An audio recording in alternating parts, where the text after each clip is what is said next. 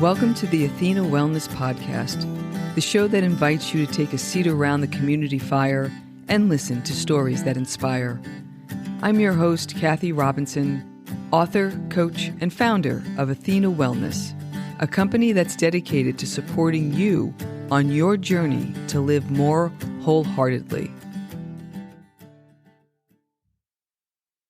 Hello and welcome, friends. Thanks so much for joining me for this shortened Wellness Wednesday episode, a little midweek boost to help keep your warrior vibe high. Today's show is a Walking the Talk Vancast, a look behind the scenes into what I'm learning and working through, along with a takeaway for you. These portable episodes are informal and casual, recorded on the go from wherever I happen to be at the time. And today, I'm recording this at home on a rainy day that's feeling like autumn is on the horizon. We'll continue with the 9th installment of our multi-part series on Reimagining Midlife Wellness. This series has focused on the importance of staying well as we get older, especially in times of transition. These talks provided a framework to help you define what matters most to you at this stage of your life and ways to continue to take positive action to be well. You can download the framework I'm referring to for free at athenawellness.com/action plan, and I'll include a link in the show notes as well.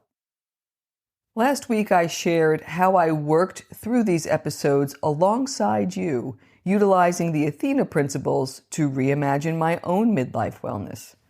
I outlined my strategic takeaways from the process and promised to share a more detailed plan for the months ahead. But what unfolded in my thinking this past week surprised me, and that's what we'll be exploring today.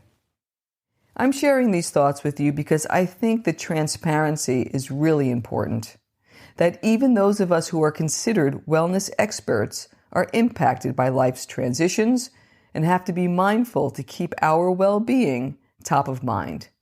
And I'm still wrestling with the question I mentioned last Vancast, which is, what does well-being look like for you in your next chapter? I mentioned last week that part of my updated strategy is to be less exacting in my approach because I'm no longer training for endurance events like ultramarathons. Yet I want to continue to stay strong, flexible, and healthy. I'm trying to find ways to enjoy what I do from a mind, body, and spirit perspective. And I got a taste of that last weekend. Here's what happened. I decided to go on a trail run early last Sunday morning. It was a gorgeous day and the trails were pretty empty. My body felt strong, so I decided on a 5-mile route. I had one earbud in and put on a playlist I hadn't heard in quite some time. I got lost in the music and the movement and the scenery, and before I knew it, my run had concluded. I felt like I was in the middle of this beautiful sanctuary, both inside and out, and I left the reserve feeling exhilarated. I drove home thinking, this is the way I want my wellness practices to feel. In fact, this is how I want my life to feel. Uplifting, wild-hearted, connecting, inspirational, and enlivening. And I have to tell you, my friends, that is not the way I've approached my wellness or my life in the past. It was more about doing the best I could, pushing myself, competing with my past results, making detailed plans, tracking the metrics, and doing better next time. And I conducted my corporate life in the same manner, always trying to up my game to be the best I could be. And it worked for that time in my life. But it feels like I'm shifting to a very different way of being in my personal life and now as a business owner. In fact, sometimes I have to remind myself that I get to make my own rules now. And I'm free to do things in a completely different way. I feel that this is what I'm being called to do. This is what reimagining is. It's been said that you teach what you most need to learn. So the irony isn't lost on me that the signature course that I teach is entitled From Type A to Type B, BE. When I teach that course, I guide high-powered executives on how to downshift. While the intensity of my life has lessened since I left the corporate world, it's now obvious to me that there's lower gear for me, too. Downshifting is a choice to simplify and let go. It's about examining your habits and determining how to live a simpler lifestyle. And that's what I seem to be craving right now. It's not about working less. It's about focusing on the things in my work life that puts me in a flow state. It's about finding joy in the everyday home and work responsibilities and tasks and eliminating the noise and the friction. It's about relishing what poet David Whyte calls well-peopled solitude. The quiet, the contemplation, and being present in the experience of a flowing yet disciplined life. With that in mind, here's how I'll be using the Athena Principles and the related practices to shape my wellness and business plans for the fourth quarter of this year. Principle 1, self-compassion. I'm going to give myself permission to redefine what it means to put forth my best effort. Principle 2, intention. I'm going to create space by assessing my attachment to things and ways of being, especially over scheduling and overcommitting.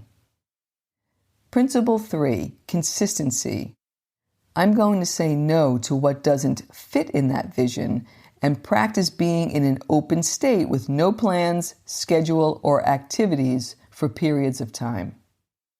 Principle 4, growth mindset. I'm going to observe how I've been utilizing things like busyness, distraction, and technology to soothe and then make positive adjustments. Principle 5, accountability. I'm going to dive deep into the activities I love, like writing, reading, learning, exercising, eating well, nature, hiking, meditating, and deep conversation. And now the practices I'm committing to for the fourth quarter of this year. Contemplation. A few months ago, I began a practice that I love. As soon as I get up in the morning, I step outside to greet the day. I do some deep breathing, I activate all of my senses, and I do a little gratitude practice. It takes about 5 minutes. Then I sit on my meditation cushion, set my timer for 10 minutes, and just experience the empty space. It's a beautiful way to ground myself and set the tone for the day. And I'll continue with this daily practice. Journaling. I want to go deeper with my writing, and I'll be exploring a new embodied approach to personal storytelling. I'll be joining other writers in a hybrid online class with live discussions throughout the autumn months. Positive action. I'll commit to the positive actions that I outlined in the accountability principle that I just shared relating to writing, reading, learning, exercising, eating well, nature, hiking, meditating, and deep conversation. And lastly, holding a question. This practice will be split between the deeper writing that I'm doing, which is always question-based, and the walking and hiking I love to do each week, where I walk with a question that I'm working with. As I wrap up this series for now, I'll summarize my plan this way. I'm utilizing the Athena Principles and related practices to reduce complexity in my life while encouraging growth and a deepening relationship with myself and the world around me. This means committing to living in alignment with my own personal rhythms and the changing seasons. For the rest of 2023, I'll be exploring these new ways of living, so when 2024 comes, I'll be ready for my new decade. And at that point, when I revisit this fourth quarter experiment, I'll share how I'm reimagining my 60th decade. I hope you'll consider doing the same, and I also hope that this series has inspired you to reimagine your midlife wellness. Remember that you can download the free Athena Principles overview that I used for this episode at athenawellness.com/action plan to help you chart your unique path. If you have any questions or comments about this series, please do reach out to us. You can email us at hello@athenawellness.com. And I'm looking forward to hearing all about how you're reimagining your midlife wellness. Thank you so much for joining me today. I know there are many ways you can spend your time. Thank you for choosing to spend it with me. Until our paths cross again, be kind to yourself and show your warrior spirit some love. If you know anyone who could benefit from today's episode, please pass it on. And many thanks for supporting the show by subscribing and leaving a review. It means a lot, and it helps others find their way to our circle.